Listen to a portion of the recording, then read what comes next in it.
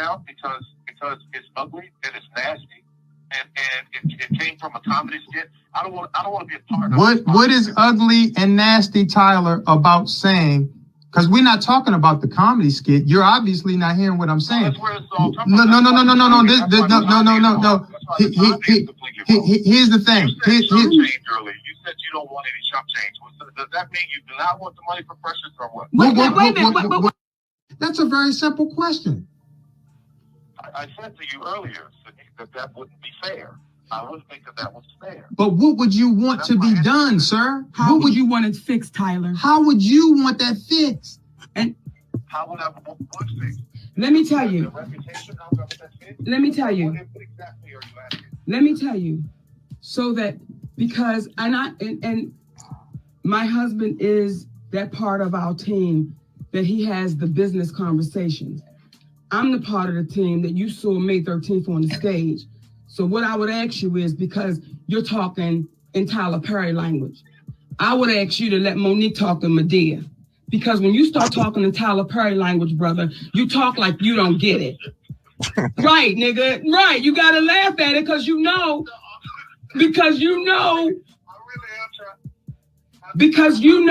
See, let me tell you.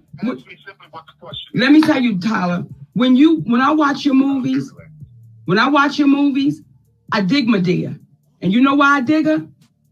You know why I dig her, Tyler? Because she could be your mother. You know why I dig her? You know why I dig her? Because that bitch is real to her gut.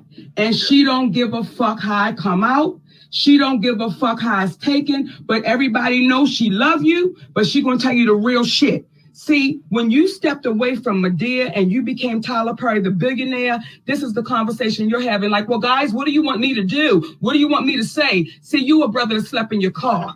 And you needed niggas to fight for you to get you up out the goddamn car. See, your mama that you love so dearly. See, this is when I know that the powers that be and everybody saying on the radio and everybody saying on the media, oh my God, it's Oprah and Tyler. They're the ones that can employ her. Why ever would she say it? Because I love them niggas. That's why I'm saying it. Because I'm tired of reading the stories 100 years from now where we had to go through this shit and we watch our brothers and sisters die and suffer in silence and in poverty, and we know they was right. So what I'm saying to you is, Medea, make Tyler's ass step his ass up.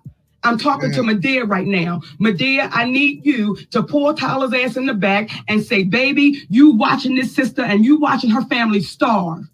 You're watching it. And you're saying, what do you want me to do? Listen, don't you play with that baby like that. You know the shit y'all did was wrong to her. You gave charity, you gave them $400,000 to $500,000 to charity, and you know that bitch got $50,000. Where's my pistol, Brown? Where's my pistol? Because I need to shoot this nigga. Now, I'm not going to kill him. I'm going to shoot him in his ass to let him know Medea's mad as shit right now. Right. See, that's why I'm talking to my brother. So I appreciate you calling me. I do. I appreciate you calling us. But when you call me, what you going to do? I'm going to call and find out whatever money is coming in for Precious, and I'm going to send it to you. I'm going to send it over to you. Whatever it is, I'm sending it to you. Well, let me say this. Let me say this, and I want to talk again. I'm going to write you a check on it seriously, because, no, hear me, because this is the thing about this. And when we start talking about this one doing this and this one doing that, and black people doing this and black people doing that, what we need to understand about that is this. Where we are right now and what we're trying to do, we got some opportunities that a lot of most people didn't have. So what I don't want you to feel one day, not one day, is that you were mistreated or that you were treated unfairly. Now, if that means that I that's what I need to do, then you do that. You do that. You take that and take it from a place of love. Let me tell you where I'm gonna take it from. I'm gonna take it from it's business, and I'm gonna take it from my brother saying, listen, yo, this is what y'all was supposed to get. No, here's the thing, brother. Well, I don't know what you were supposed to get. Here's what we're saying is, when you say, I don't know what it's supposed to be, but I'm gonna send you the check. Listen, not charity, brother. We don't, because see, what happens is, what's not going to take place on our watch is this. I wrote a check for something that came in, and it's one of those things where you missing the point. And we believe enough in the universe to understand that, listen, when a person come to you sincerely with understanding what it is that you're talking about, versus just saying, I'm gonna find out what it is and I'm gonna write a check. Now it's in the tabloids, you wrote us a check because, you know, I know you flew Whitney Houston in on your private jet. You know, you gave TD Jakes $1 million. And the whole is the way that this is being done. It's like, don't throw us no chump change, because we had to go through a movie audit with Lee for monies that he didn't get. And they're saying that he did something with the money from the movie. Okay. These are the things that we had to deal with. So to speak about the dollars that you're going, that's the thing that I have to deal with too, because I bought the movie to Lionsgate. Listen to what I'm saying though. But listen, Tyler, this is what I need you to hear me. Hold on. In life, you can't walk around mad at everybody because one person did something to you. You must be able to compartmentalize where your frustrations lie. So when you say that you had the things going on with the movie, and then you had it with Lee, and then Monique, you're lumping everyone together. And that's what people of color have a tendency of happening to them. They're all this way. See, if you just focus specifically on the interaction with Monique and yourself and it ain't never been anything but cordial, even in times of disagreement, because our thing is, we're not looking to, it's like we said on the podcast, who in the hell wrote the story about how David stepped to Goliath and said, y'all are Goliaths. We just the Davids. We not in no position to be trying to start. We're not looking to try to start any beef.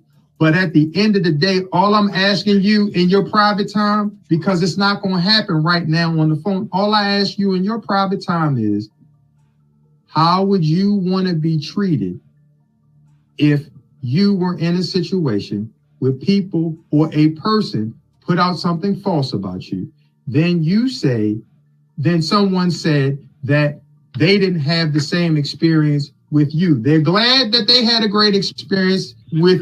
This is why I have trouble answering that question, because it starts as a question and it goes in that direction. So I was on to you for a minute. Let me stay with the question, because you make a good point. Let me stay with the question. The question is, what would you want someone to do for you who said things about you and or mentioned things about you, alluding to the difficulties that they had with you, all because you chose? I got an answer. How can you answer something and I'm not finished? Okay, well, let me answer part of the question, and then you give me the other part. How about that? Can you do me a favor? Can you, since you called up to have a real conversation, typically I know you used to directing, but what I need you to do is just hear me out man to man. And that is this. How would you feel if someone said something about you that you were not contractually obligated to do?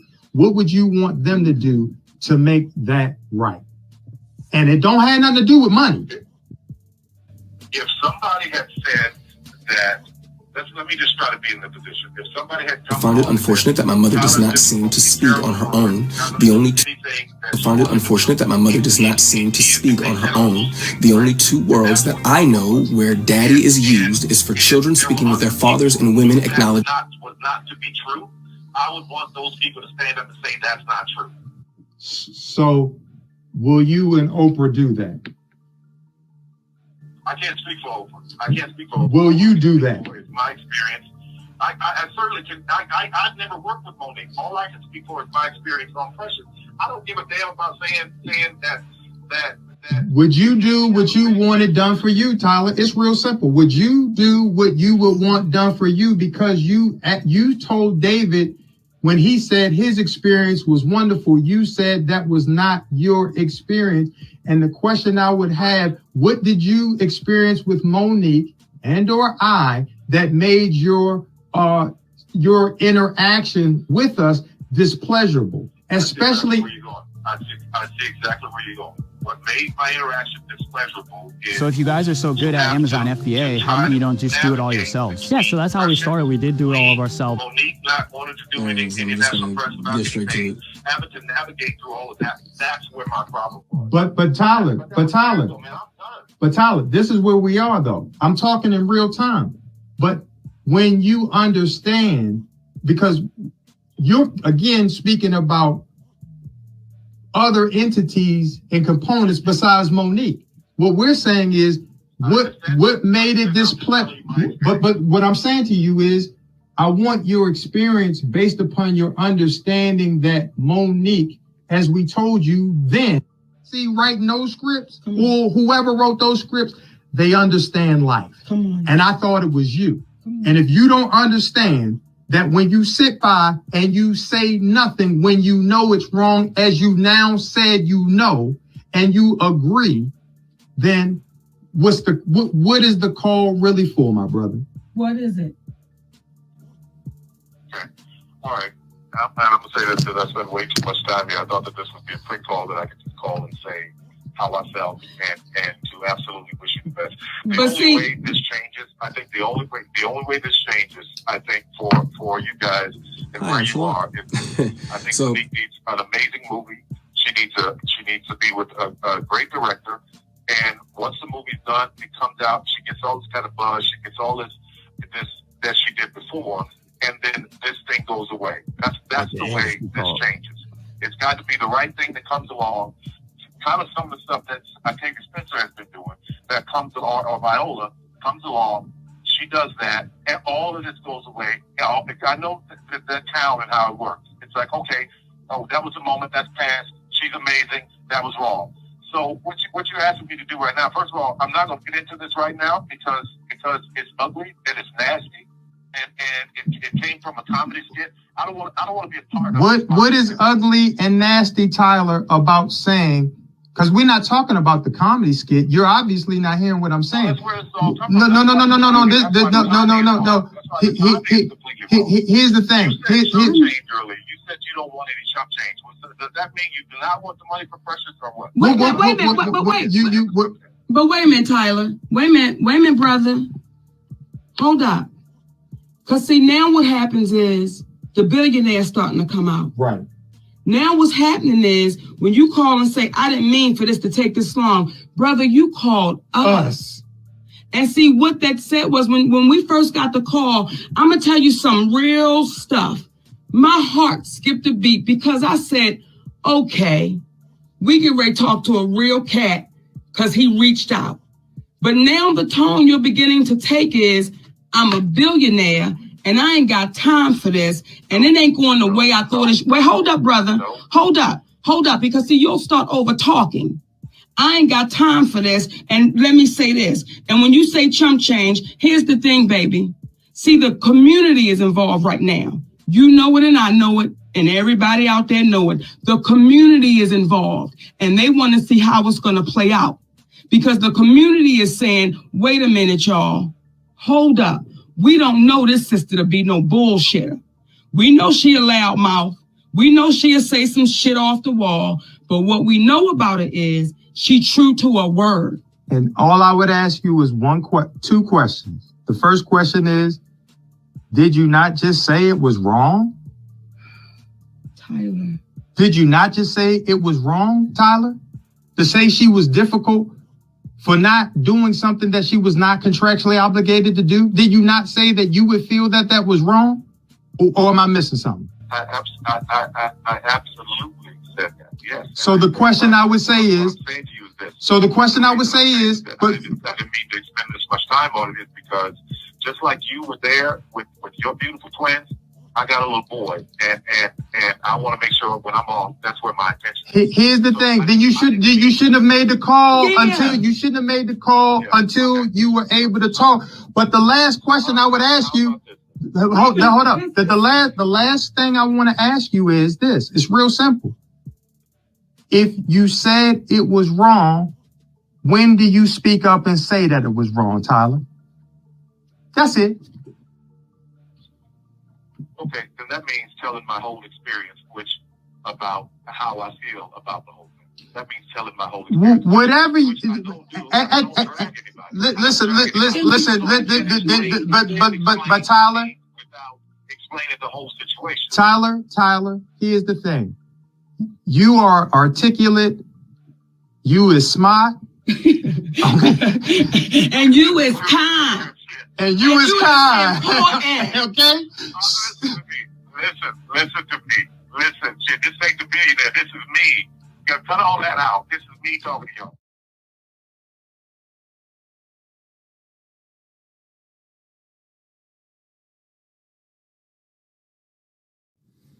Here we go again, right?